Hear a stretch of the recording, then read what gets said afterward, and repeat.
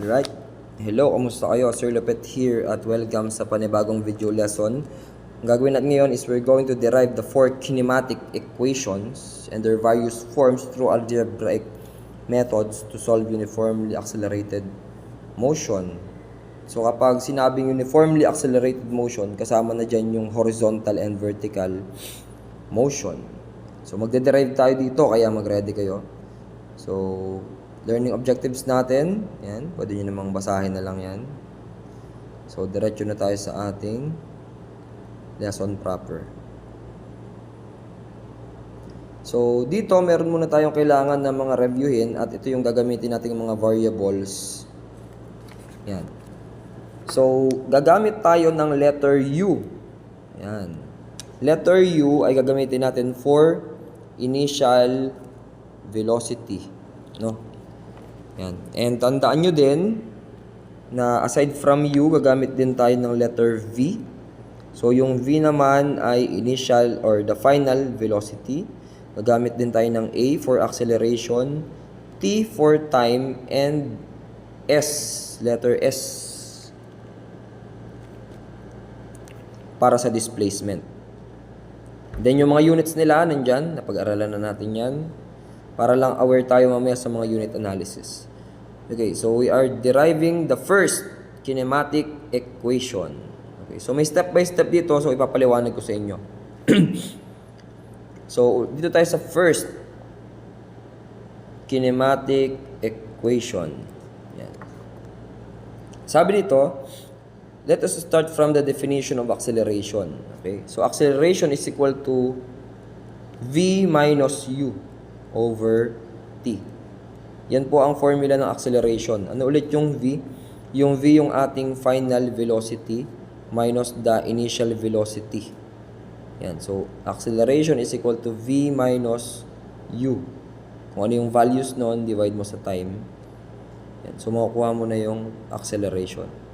So, ang gagawin na daw na susunod ay multiply both sides by T. Or sa madaling sabi, pwede mo yung i-cross multiply. So, itong T na yon tatimes mo dun sa A. So, magiging AT is equal to V minus U. Yan po siya. Then, add add natin yung U.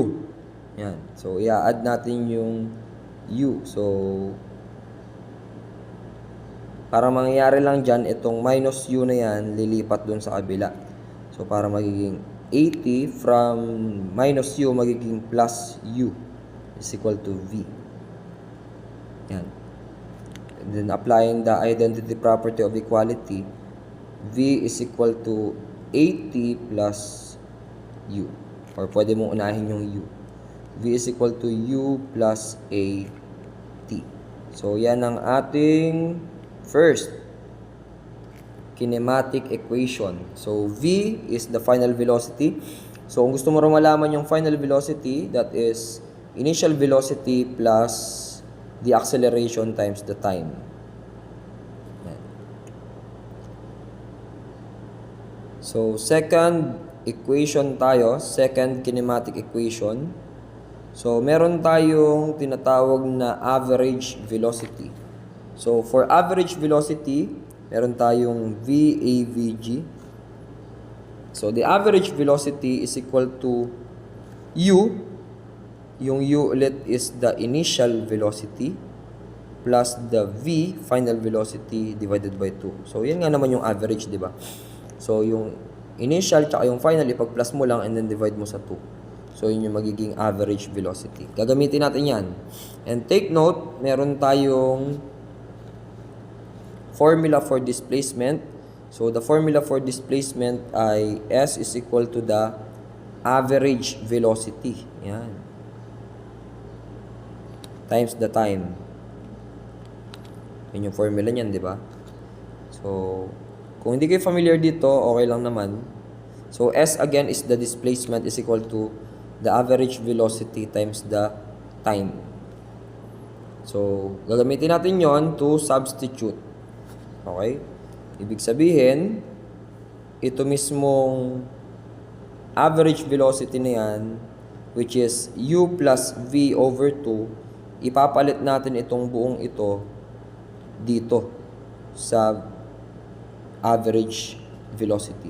So, S is equal to u plus v over 2, then times time. Yung iba, pwedeng i-multiply yan, parenthesis, tas may t sa labas. Yan, pwedeng ganyan. So, we have S is equal to u plus v over 2, na quantity yan, times t. Okay.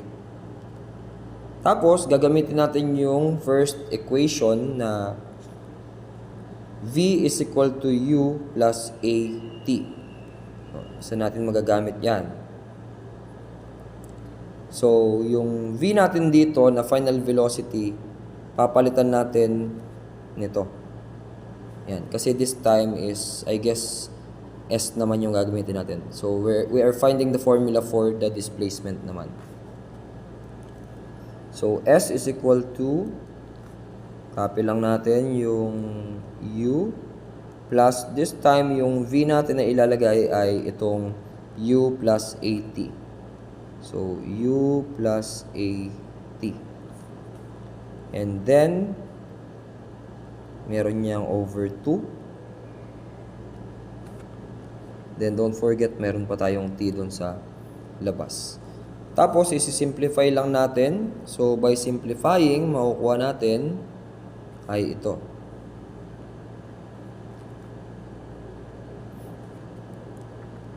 So, if you can see, meron tayong u plus u. So, u plus u is 2u. Happy birthday to you. Yeah. U plus u. And then, meron tayong a t pa rin na magkasama doon. Over 2. Tapos, meron tayo ditong, again, yan ay naka-multiply yan sa t, silang lahat. Yan. So, S is equal to, anong pwedeng mangyari dyan? So, itong t na yan, pwede nating ilagay or i-distribute sa kanilang lahat dito sa numerator. So, meron ang 2ut. So, parang 2u times t is 2ut plus a t times t, magiging at squared kasi dalawa yung t, divided by 2. Yan. So, parang ito yung long method, no?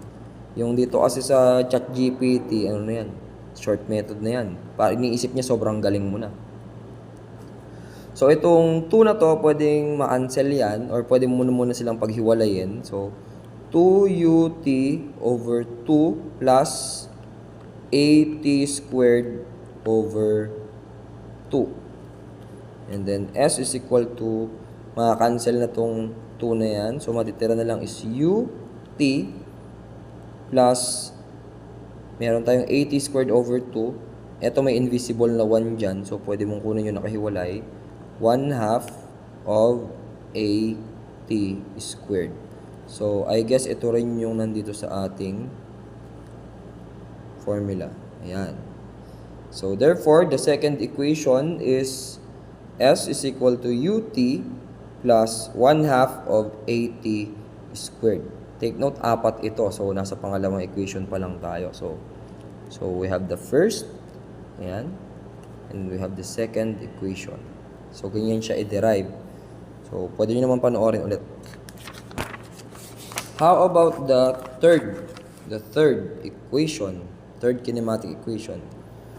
So, pwede tayong magsimula daw, sabi dito sa S. Yan.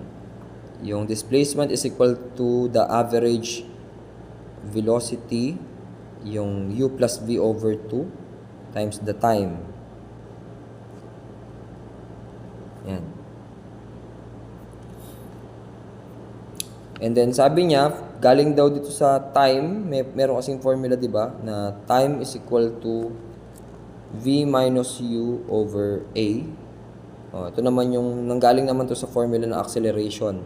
Kung yung a ay ilalagay mo doon sa unahan at yung t dito sa baba, so that is acceleration is equal to final velocity minus the initial velocity divided by the time. Ganun yun di ba? Parang A is equal to V minus U over time. Ganyan yan. So, ginawa niya, dinerive niya lang. Pinagpalit niya lang ng pwesto yung A at saka T. So, ang gagawin daw dyan, isa-substitute natin yung V minus U over A doon sa T dito. Yan. So, meron tayong S is equal to U plus V over 2. Then, yung T, hindi T yung susulat dito, kundi itong value ng T. V minus U over A. So, V minus U over A. Okay. Then, isi-simplify pa natin. Sabi dito, we have to apply difference of squares. Anong ibig sabihin nun? So, para maintindihan nyo, lesson to nung grade 8 eh. So, itong U, V, naka-multiply pa rin yan. So, U plus V, and then V minus U sa numerator. And then yung 2 times A, pwedeng pagsamahin yan. 2A. Itong dalawa, hindi mo pwedeng ipagsamahin yan agad-agad kasi naka-parenthesis sila.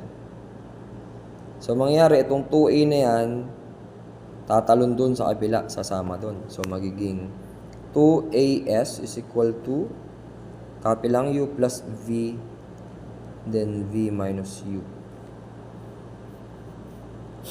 Tapos, bring down lang natin itong 2AS kasi itong dalawang to ay pwede mong gamitan ng difference of squares. Paano yun, sir? What will happen is, itong V minus U na yan is pwede mong kopyahin lang muna.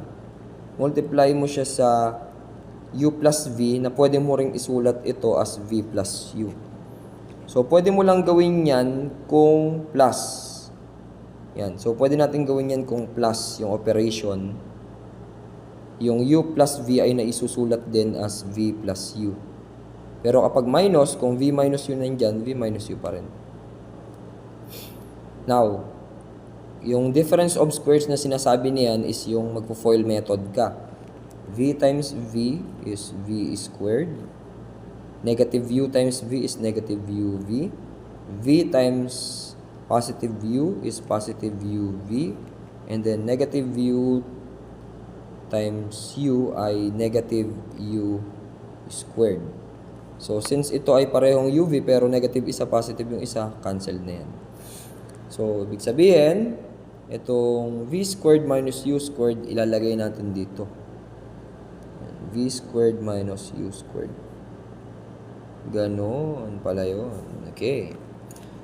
Tapos, i-arrange mo na lang para makuha mo yung third equation. So, the third equation is dilipat mo itong positive or negative U squared sa kabila. So, magiging 2AS. Yung negative magiging plus U squared is equal to V squared. So, pag apply mo lang yung identity property of equality, V squared ang mauuna is equal to U squared plus 2AS. Parang sinalamin lang yan. So, ito na yung ating third equation.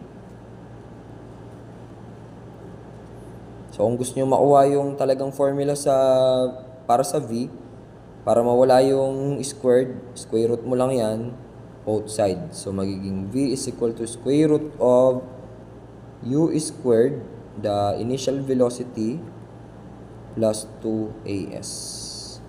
Ito ay letter U ha. U, ito, U.